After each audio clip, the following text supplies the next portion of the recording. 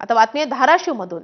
धाराशिव जिल्हा परिषदेवर भाजपच्या अर्चना पाटील याच अध्यक्ष होण्याची जोरदार चर्चा आहे।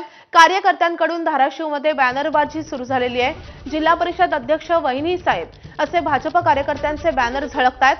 सत्ता स्थापनेमध्ये कुठलाही दगाफटका होऊ नये म्हणून भाजपसह मित्रपक्ष जिल्हा परिषद सदस्य एकत्र सहलीवर गेलेत। धाराशिव जिल्हा परिषदेमध्ये 19 सदस्यांसह भाजप सर्वात मोठा पक्ष ठरलाय, तर शिवसेनेचे 15 जिल्हा परिषद सदस्य निवडून आलेत। शिवसेनेचे आमदार तानाजी सावंत यांच्याकडून अर्चना पाटील यांच्या अध्यक्षपदाला विरोध आहे, तर शिवसेनेचा एक गट हा महायुतीमध्ये भाजपसोबत गेलाय। जिल्हा परिषद अध्यक्ष निवडीचा कार्यक्रम जाहीर झालाय। जिल्हाधिकाऱ्यांकडून अध्यक्षपदाच्या निवडीसाठी 13 मार्चला बैठक बोलावण्यात आली आहे।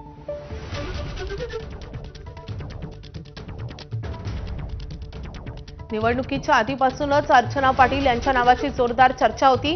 तसे संकेत स्वतः अर्चना पाटलांनी दिले होते आणि त्यानंतर त्यांचे असे बॅनर झळकतायत।